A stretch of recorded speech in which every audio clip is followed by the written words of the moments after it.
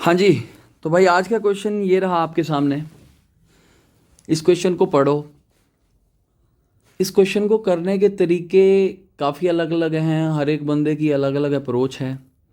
कुछ बंदे इस क्वेश्चन को एक्स लेके करते हैं और कुछ बंदे इस क्वेश्चन को सो लेके करते हैं और कुछ बंदे कंफ्यूज रहते हैं कि भाई अगर हमने वैल्यू सपोज करनी है, वैल्यू सपोज करके इस क्वेश्चन को करना है तो कैसे करेंगे।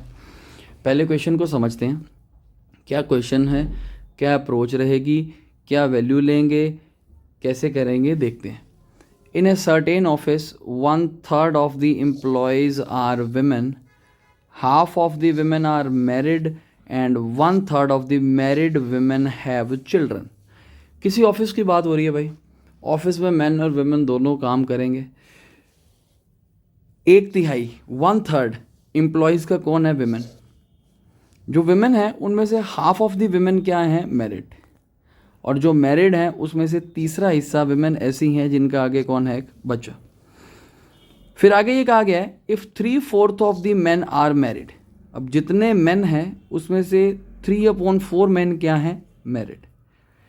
और 2/3 of the married man have children. जो मैरिड हैं उनमें से 2/3 हिस्सा जो हैं उनके पास आगे क्या है? कोई ना कोई बच्चा।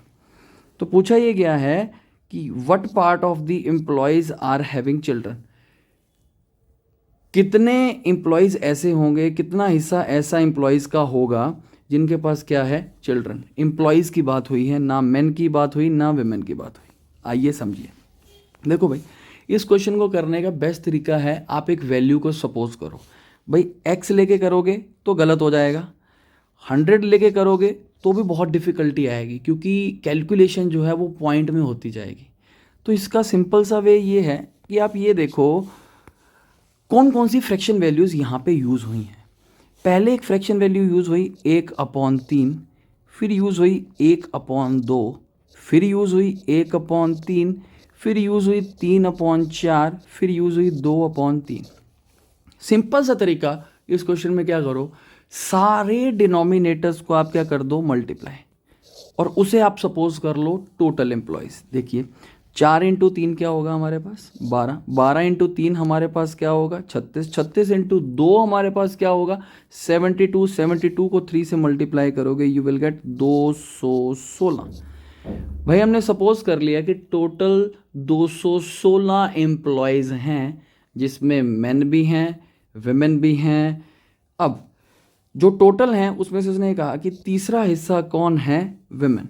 तो टोटल का जब आप तीसरा हिस्सा लोगे 1/3 किसका?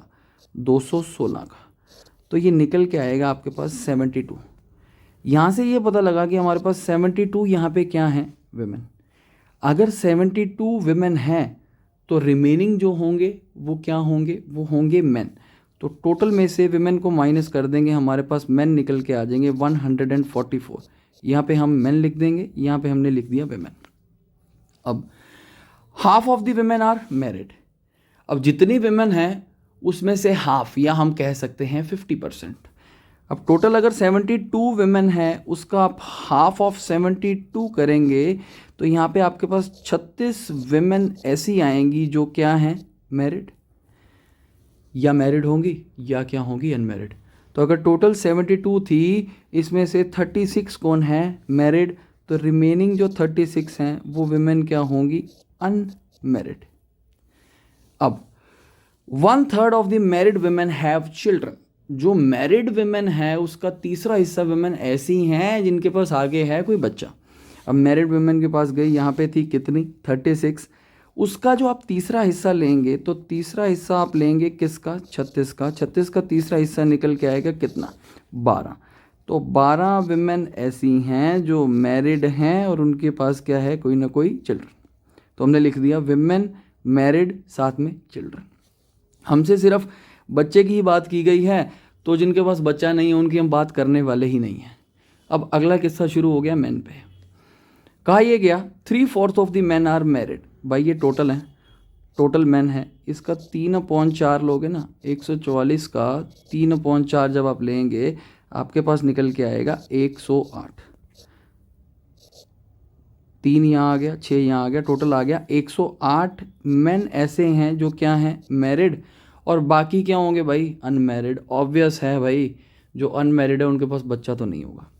अब आगे ये है कि 2/3 of the married man have children.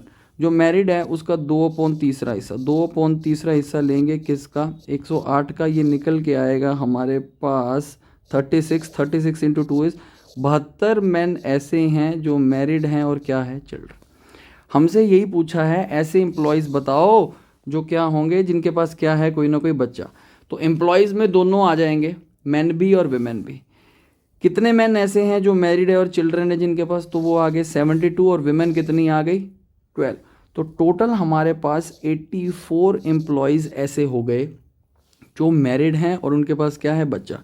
तो 84 हमारे पास हैं आउट ऑफ टोटल इज़ 216। तो फ्रैक्शन पूछी है, फ्रैक्शन निकाल देंगे, 4 पे जाएगा हमारे पास 21 आ जाएगा, यहाँ पे 54 आ जाएगा, 3 पे 7 आ जाएगा, 3 पे 1 और 8 which is 7/18 part total employees का ऐसा है जिनके पास क्या है बच्चा।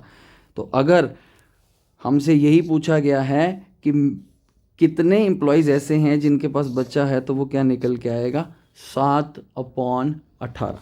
तो इस क्वेश्चन को करने का अप्रोप्रिएट वे यही है कि वैल्यू को सपोज करो x लोगे गलत हो जाओगे, और अगर 100 लोगे तो भी गलत हो जाओगे। अगर किसी को शक हो तो भाई वो ये करके देख सकता है, उसको पता लग जाएगा कि क्वेश्चन जो है वो कितना कैलकुलेटिव होता जा रहा है। So this is the best possible way, इसे नोट कर लो। ये रेशो का क्वेश्चन भी कह सकते हो, ये परसेंटेज का भी कह सकते हो। भाई फ्रैक्शन दे रखी है तो ये रेशो का पार्ट हो गया, अगर परसेंटेज दी जाती तो ये परसेंटेज का पार्ट होता।